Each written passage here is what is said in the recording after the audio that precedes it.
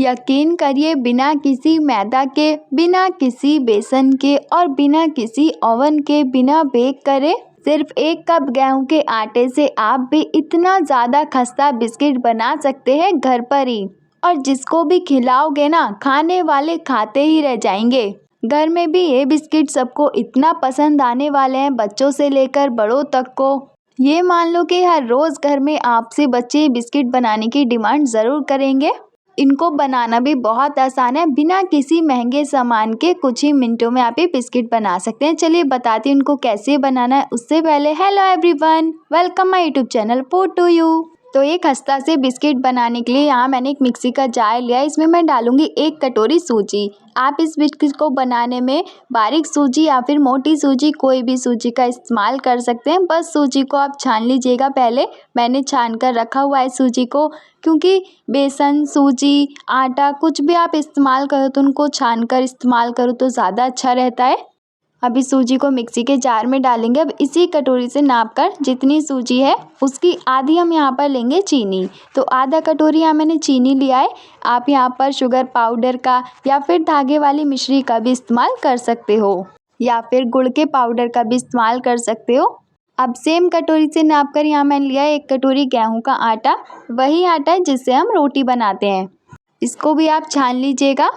गेहूँ और सूजी का आटा जब मिक्स होता है ना, तो इससे आप कुछ भी चीज़ बनाओ, एक तो या तो मीठी पूरी होती है या फिर बिस्किट वगैरह, कुछ भी खस्ता चीज़ बनाओ तो इससे और ज़्यादा एक तो क्रिस्पीनेस आती है, स्वाद भी बहुत अच्छा आता है। मैं इसमें डालूँगी यहाँ पर खुशबू के लिए कुछ इलायची के दाने। तो 3 से 4 इलायची के मैंने यहाँ पर दाने लिए हैं।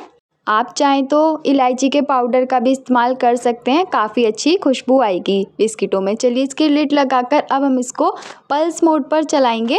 बिल्कुल पाउडर सा बनकर तैयार तो नहीं होगा, लेकिन हाँ बहुत हल्का बारीक सा दिखेगा, थोड़ा दानेदार सा।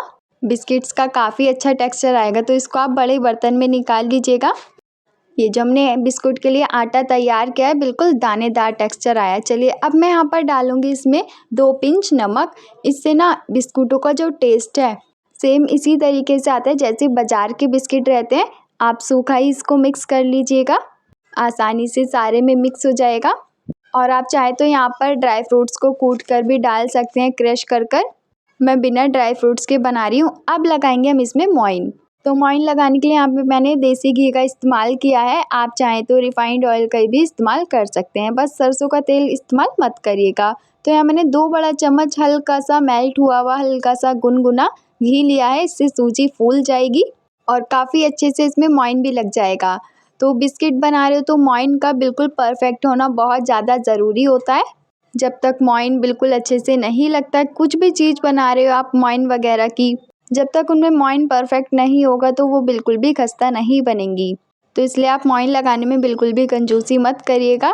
जो भी इसमें लम्स दिख रहे हैं हल्के हल्के हाथ से मसल कर इस तरह से फोड़ लीजिएगा। और ये देखिए यहाँ पर मैं मोइन चेक करने की आपको ट्रिक बता रही हूँ। इस तरह से इकट्ठा करना है मुट्ठी में, और ये देखिए बिस्किट की तरह एकदम टूट रही है, तो समझ लीजिए बिल्कुल परफेक्ट है।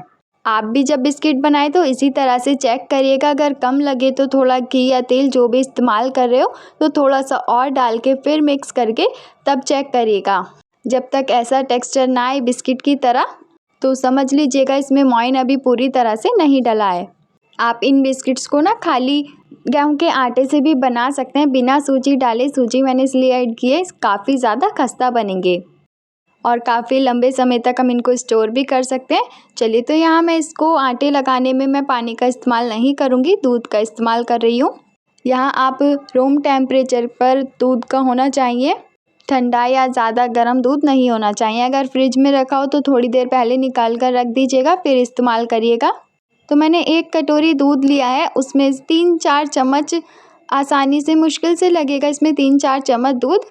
ये देखिए कुछ इस तरह से इकट्ठा कर लेना है, पूरी तरह से डो की तरह नहीं। यह देख सकते हैं आप, इतना दूध इस बच गया है। मैंने 1 कटोरी दूध में से 5 से 6 चम्मच में ही काफ़ी आसानी से लग गया है। अब इसको हम रेस्ट पर रखेंगे, क्योंकि इसमें सूजी है तो काफ़ी अच्छे से वो फूल भी जाएगी। तो इसलिए आप भी बनाएं तो 10 मिनट ज़रूर रखिएगा इसको रेस्ट पर, और फिर आपको रिज़ल्ट काफ़ी अच्छा मिलेगा देखने का। तो ये देखिए डो 10 मिनट हो चुके हैं, डो बिल्कुल परफेक्ट है। जैसे इकट्ठा हो जाता है ना एकदम टाइट सा, बहुत ज़्यादा टाइट भी नहीं है, देख सकते हो आप, मैं इस तरह से फिंगर से दिखा रही हूँ। टच करके। अब इसमें से हम एक पेड़ा लेंगे इस तरह का रोटी के साइज़ का। बिना क्रैक के एक बॉल तैयार करनी है आपको।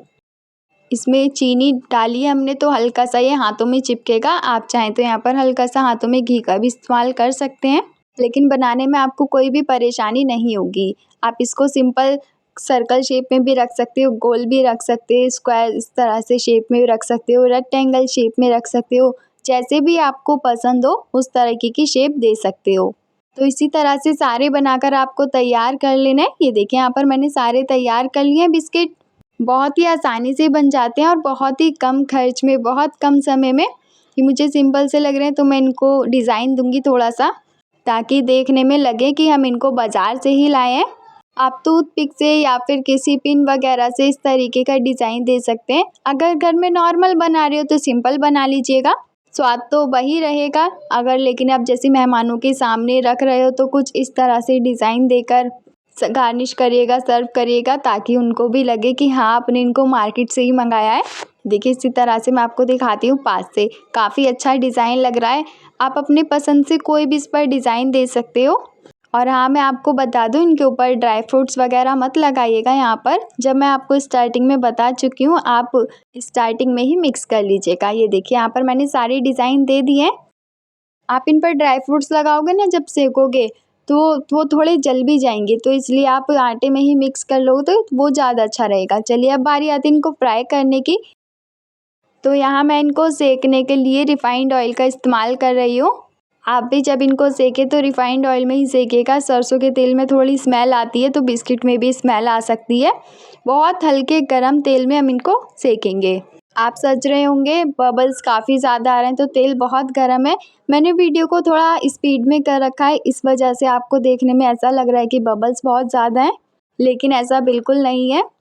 तेल बहुत हल्का सा गर्म है और एक एक करके इस तरह से बहुत ही मीडियम फ्लेम पर सेकना है। ये मान लीजिए बिल्कुल ना के बराबर ही आपको गैस का फ्लेम रखना है। और जितना आप लो फ्लेम पर इनको सेकोगे उतना ज़्यादा खस्ता बनेंगे बिस्किट। हाई फ्लेम पर सेकोगे बाहर से तो कलर बहुत अच्छा आ जाएगा एकदम, लेकिन जो अंदर से ही सॉफ्ट रहेंगे और बाहर के जैसे बिस्किट होते हैं ना एकदम खस्ता, इस तरह का टेक्सचर भी नहीं आएगा इनका।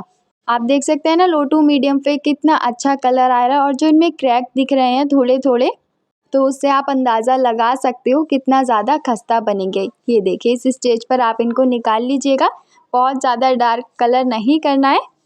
अभी गरम है, वरना मैं आपको तोड़कर दिखाती, क्योंकि जब ये गरम होते हैं तो थोड़े सॉफ्ट होते हैं। जब पूरी तरह से ठंडे हो जाएंगे तो बहुत ज़्यादा खस्ता लगेंगे।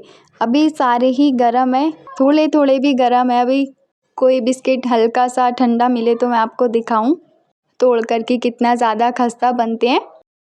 मैं तो यही कहूँगी एक बार ज़रूर ट्राई करना। चलिए मिला है, हल्का ठंडा है, तोड़ कर दिखाती हूँ। ये देखिए अभी पूरी तरह से ठंडा भी नहीं है, उसके बावजूद भी इस तरह से टूटा एकदम खस्ता। तो आप अंदाज़ा लगा सकते हैं।